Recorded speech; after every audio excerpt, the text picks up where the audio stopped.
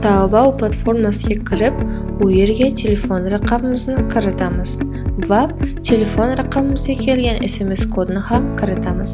Kiritgandan so'ng biz muvaffaqiyatli ro'yxatdan o'tdik. Taobaodan настройкаga kirib, mail adresi degan joyga kiramiz va u yerdan strana region tanlaymiz. Materikovый часть Китая degan yozuvni belgilaymiz.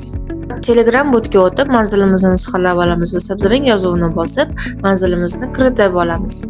Yana bir bor manzilni nusxalab olamiz va IDni kiritish uchun o'rtadagi yozuvga nusxalab olgan manzilimizni kiritamiz. U yerdan faqatgina oxiridagi 4 ta raqamli sonni qoldirib va oxiridagi xitoycha yozuvni ham qoldiramiz.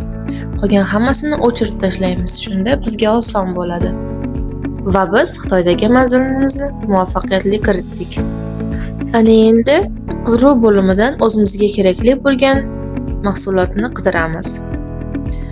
Mahsulotlarni qidirayotganimizda birma-bir qaraymiz. Bizga nima kerak, qaysi biri sifatli, necha marta sotib olingan, do'konning reytingi qancha, shularga ham qarab o'tamiz va kommentariyalarni iloji bo'lsa birma-bir tarjima qilib o'tamiz. Va odamlar joylagan tovarlarning rasmlarini birma-bir ko'rib chiqsak, bu ham o'zimizga plyus. O'zimizga kerakli bo'lgan tovarni topganimizdan so'ng, uning sonini, rangi qandayligini, ko'rinishi, hajmi qandayligini birma-bir tanlab olamiz va keyin esa to'lov turiga navbat yetib keladi. Mana shu yerdagi sabzarang yozuvli belgini bosib to'lov qilishga o'tamiz. Keyin esa viza raqamimizni boshiga kiritamiz.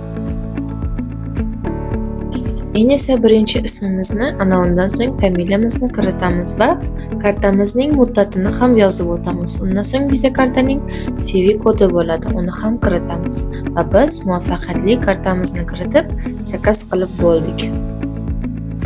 Ana endi navbat botga tirik raqam kiritishga.